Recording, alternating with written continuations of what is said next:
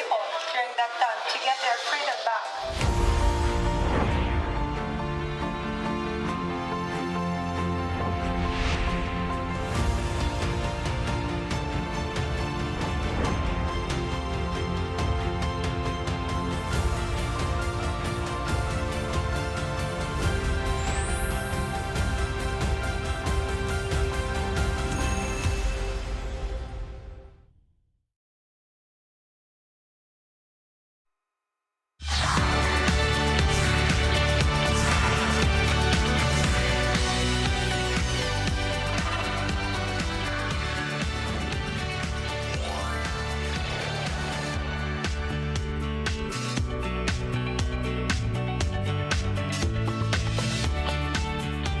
안녕하세요. Riding on the Korean wave.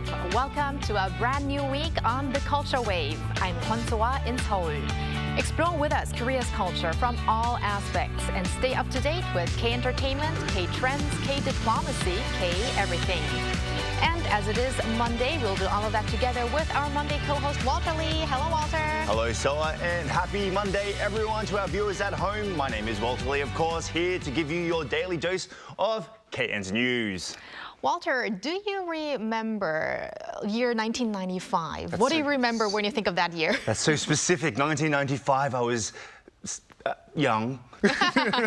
I remember around that time, one of my favorite movies, Jumanji, came out with Robin Williams, and also Oasis's Wonderwall also came out that time, so that's what I remember. Well, it's interesting that you mentioned these Western cultures here, Western movie and Western band, because back then you and I were abroad in Australia and Germany, and K-culture wasn't really a thing back then in the West. Yes. But actually, the reason why I mentioned this specific year, 1995, is because it was a significant year for K-contents, K-pop, and everything we call the Korean wave today. Right. So we're going to talk about that in our Culture Issue segment later on. I can't wait. But first, we're going to go back to the present and talk about the latest in K-entertainment news. Yes. So, Walter, we're going to start off with Blackpink's Jennie. We just earlier talked about her latest music video, Seoul City. But now we're going to talk about Like Jennie, because that's being a hit again and doing really great consistently on YouTube, right? Right. So let's bring it back to the year 2025. Jennie's music video, Like Jennie, from her first full solo album called Ruby, released on March 7th, officially surpassed 100 million views on YouTube last Friday, making it the first K-pop music video of 2025 to hit that milestone. Now, this marks Jennie's second music video to cross the 100 million mark, following Mantra off the album Ruby. She also holds the record as the first female K-pop artist to reach 1 billion views on a single music video with Solo, achieving that feat in February of last year. Now, also on top of that, Like Jennie made Jennie the first female soloist this year to top both the Melon Top 100 and also daily charts here in South Korea. I think Jennie will hardly keep track of all of these achievements. Yes. But I just checked this Monday. Already Like Jennie was past 103 million. So maybe we'll see that one also reach 1 billion one day. One day. Now, moving on to some news of a K-pop concert that we reported on before on the Culture Wave. But it looks like there might be a cancellation. Which one are we talking about? That's very true. So yes, K-pop boy group EPEX were scheduled to hold a concert in Pujiao, but EPEX agency C9 Entertainment announced on its official social media that the concert originally scheduled to take place in Pujiao on May 31st has been postponed due to what they've called local circumstances. Now, the 8-member boy group, composed entirely of Korean members, had planned to hold their solo concert, Youth Scarcity, in Pujiao on May 31st. As I said before, the concert had drawn much attention as it would have been or marked the first K-pop group concert in China for about 9 years since the Chinese government unofficially imposed a Hallyu ban. Now, according to sources, C9 Entertainment is in talks with selecting a new date and venue for the concert, and they've said that they will share the details to the fans and obviously to people as soon as possible. Now, China have been enforcing this Hallyu ban, an official retaliatory measure limiting Korean music, dramas and films since around 2016 in response to South Korea's deployment of the US THAAD, or Terminal High Altitude Area Missile Defense System. Well, we were kind of expecting that there will be an increase in bilateral cultural exchanges between Korea and China, especially on the back of this concert, but it looks like we will have to watch over the situation. So in case they do hold the concert, please update us on that as well, Walter. But last but not least, let's talk about SHINee's back. SHINee's back, of course. Now, starting May 18th to May 22nd at 8 p.m. Korea time, SHINee will kick off SHINee Week, a special event marking the 17th anniversary of their debut by streaming replays of their first through 5th solo concerts of their official YouTube channel. They have done 6 actual concerts, world concerts, but they're only going to do 5 on their YouTube channel. The band will also hold 3 concerts this month titled SHINee World 7 Tour. Every stage shines around you, held from May 23rd to May 25th at the KSPO Dome in Seoul's Olympic Park, which will be followed by the release of a new single on May 25th. Now, the single will consist of 2 tracks, including the title song, and will be released on major music platforms at midnight, May 25th. It will showcase SHINee's latest music and performances and is timed for the anniversary of their debut. Well, definitely a week that SHINee fans will look forward to. Yeah, well, thank you very much for those updates, Walter. No worries. And now let's move over to our AI anchor, Ari, who has some interesting culture-related news at hand. Ari? Hello and welcome to your AI guide to the latest cultural updates from Korea. Here's our top story. Korea's performance and exhibition services exports reached $754 million last year, with imports at $419 million, posting a surplus for the 3rd consecutive year. While exports to Asia remain dominant, K-pop performances and other Korean exhibition exports have significantly grown in North America and Europe. The Korea Culture and Tourism Institute noted that the surplus was achieved despite most other service sectors experiencing trade deficits. A replica of the Joseon Tongsinsa ship, once a symbol of Korea-Japan exchange, has arrived in Osaka. According to the National Research Institute of Maritime Heritage, this is the first time in 261 years that a Joseon Tongsinsa ship has made the journey to Osaka since its 11th mission in 1764. The term Tongsinsa refers to the official diplomatic envoys sent by the Joseon government to Japan from the 1600s to the 1800s to promote cultural exchanges. The symbolic reenactment comes as part of the two-nation celebrations marking the 60th anniversary of their normalized diplomatic relations. A one-of-a-kind event took over Seoul's Pampo-Hangang River Park on Sunday.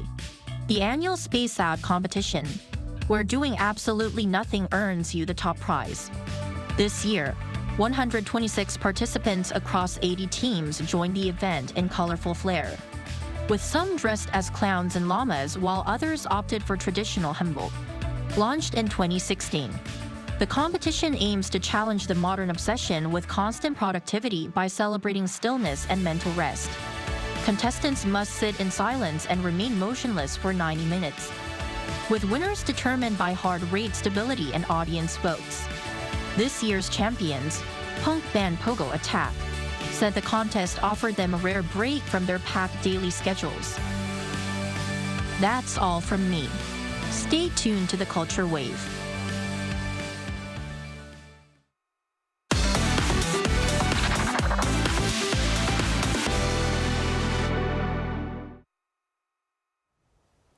Up next, as our Ari earlier reported, a Joseon Tongsinsa replica has made its way to Osaka, very symbolic with this year marking 60 years since the normalization of diplomatic ties between Korea and Japan. Now, in this next report, our culture correspondent Song Yoo-jin takes us to an exhibition that depicts the Joseon Tongsinsa missions. Take a look at this past art of diplomacy. These paintings offer a glimpse into the original Joseon Tongsinsa missions, depicting the formal procession and the ships that carried the envoys across the sea to Japan. For those curious about how these centuries-old diplomatic journeys help bridge the two countries, you can step back in time here. So this exhibition, titled Bonds of the Heart, Waves of Resonance, currently on here at the Seoul Museum of History, is actually the largest ever exhibition held on the Joseon Tongsinsa. And it is also this museum's biggest exhibition since its opening in 2002. More than 100 artifacts from both Korea and Japan are on display, some of them listed on the UNESCO Memory of the World Register. The Tongsinsa missions were launched after the Indian War, at a time when Japan was still viewed as a sworn enemy. But Joseon decided to restore diplomatic ties for the peace and stability of its people. Those efforts to rebuild trust is what we focused on.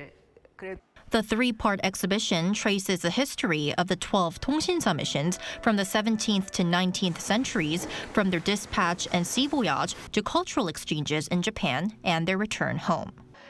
As the missions continued, mutual understanding grew, and many of the artifacts on display, such as the handwritten exchanges and literary works by the envoys, reflect that deepening relationship. That human connection is captured in this painting, collected by the late Korean historian Shin Gi-soo. Shin donated over 100 artifacts related to the Joseon Tongsinsa to the Osaka Museum of History. This painting shows an everyday interaction. An envoy on horseback is greeted by a Japanese citizen, almost like an autograph signing. While we have many records of formal diplomacy, there's little that shows how ordinary people connected with the envoys. The first part of Bonds of the Heart, Waves of Resonance will close on May 25th. The second and final phase will open on May 27th with new artifacts until June 29th. 송유진, Arirang News.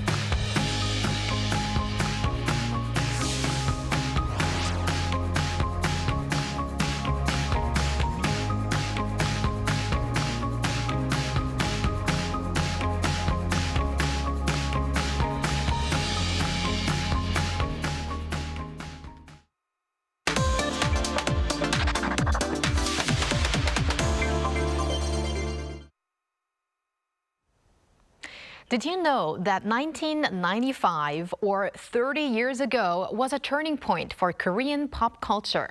It's said that the current Korean wave, or Hallyu, has its roots in that year.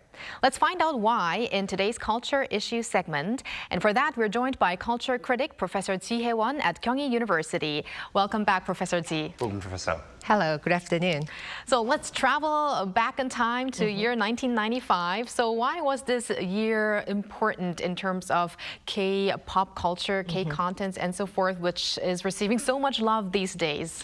Right, the 1990s marked a turning point for the Korean pop culture industry in many ways, but in particular, 1995 was very important because it was the year that one of the leading K-pop agencies, SM Entertainment began its business in earnest, which changed the landscape of the Korean pop music industry. And it was also the year that CJ Entertainment, now CJ E&M, launched their film. It's a film business. So not only that, two of the Korean longest running musicals, The Last Empress and Love in the Rain, premiered in that year as well.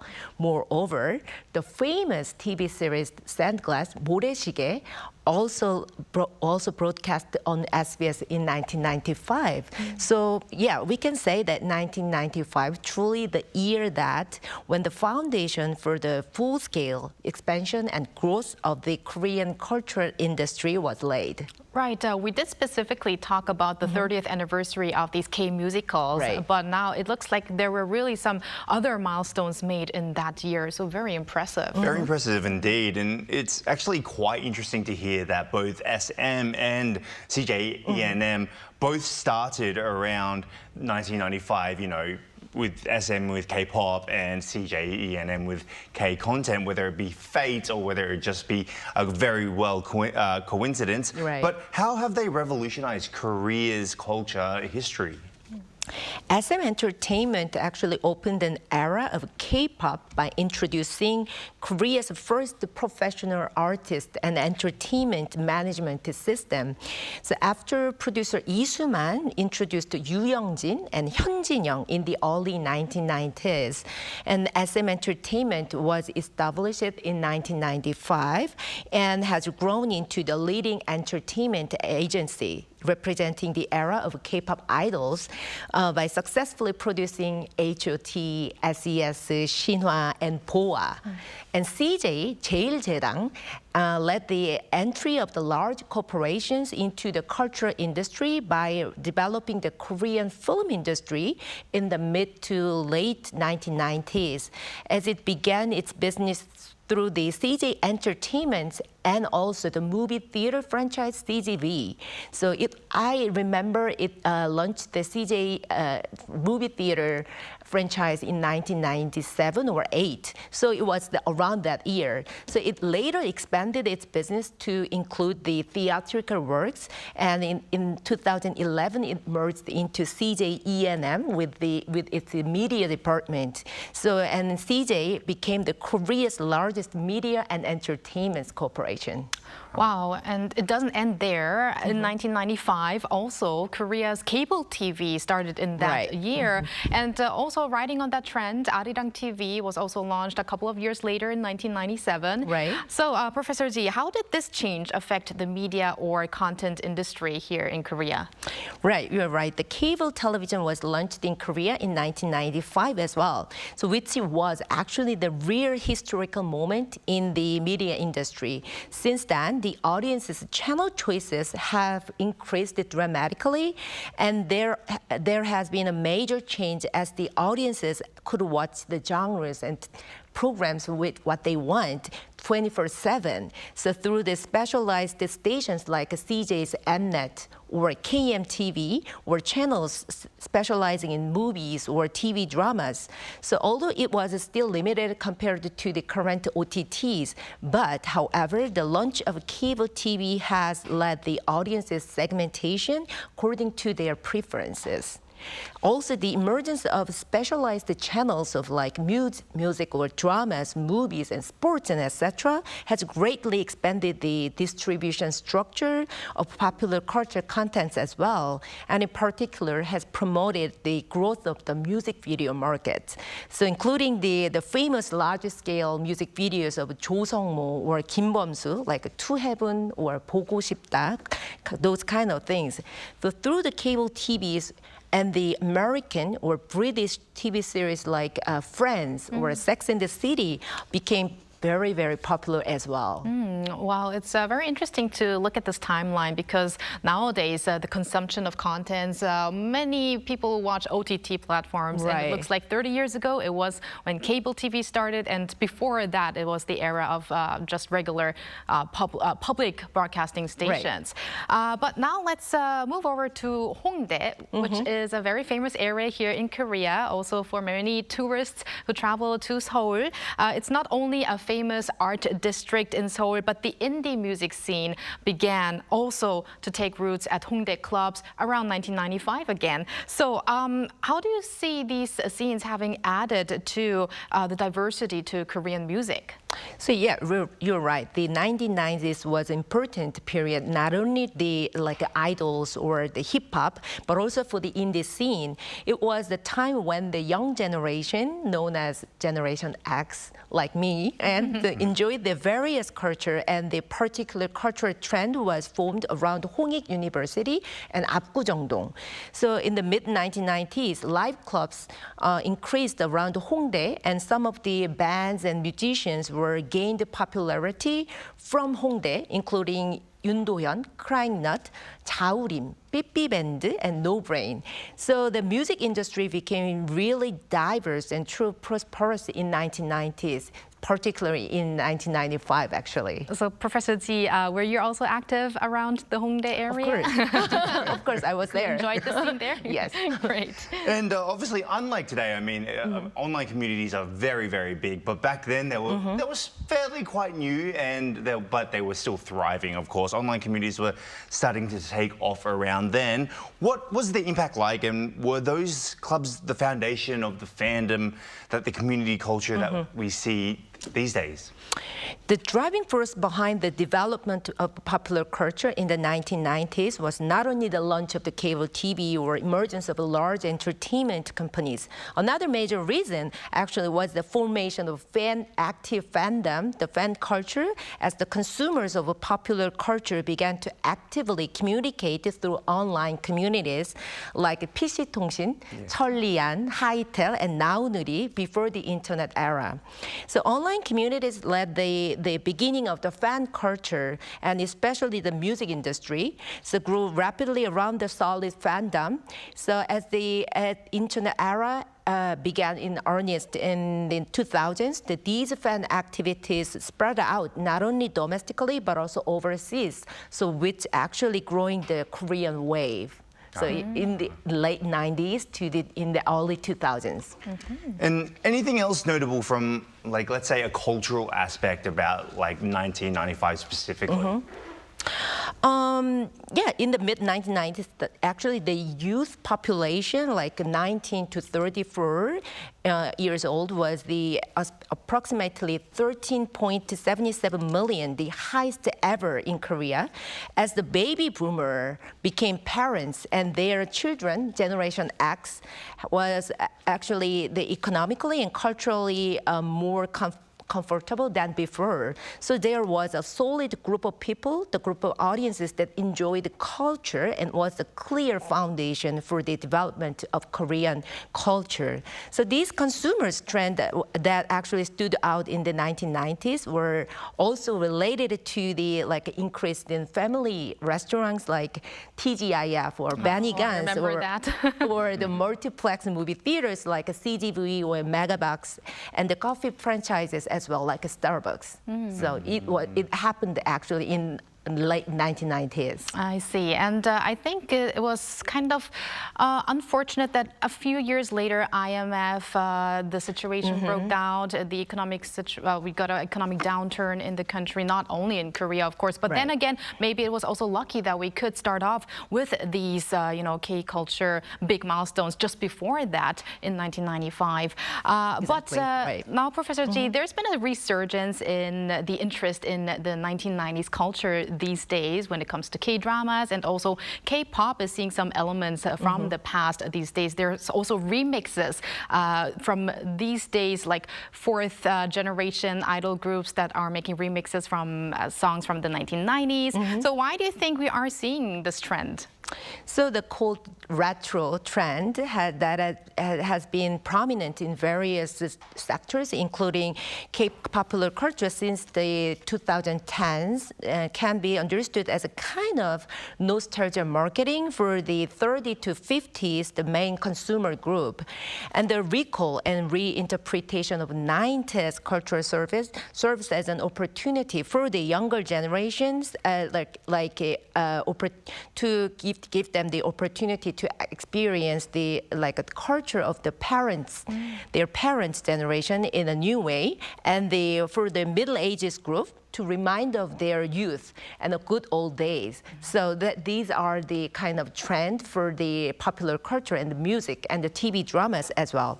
For instance, this series of Reply 1997, 1994, 1988 led the retro craze by conveying the emotions of 80s or the 90s to the various generations with the newly arranged Korean music from the 90s.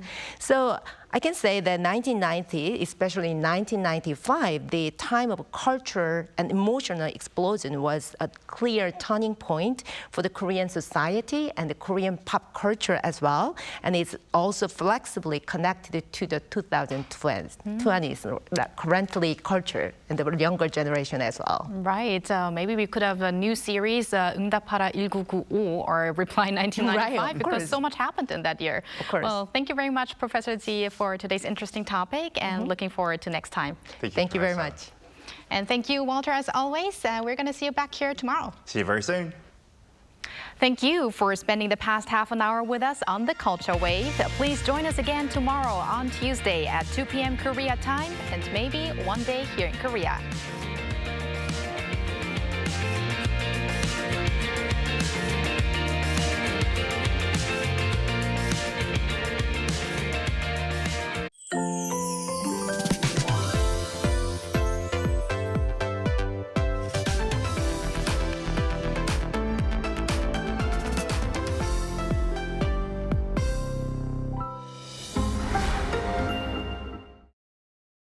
How to survive in Korea. Cafes. Step 1. Find a seat. Before ordering, find a seat. Laptop ID, smart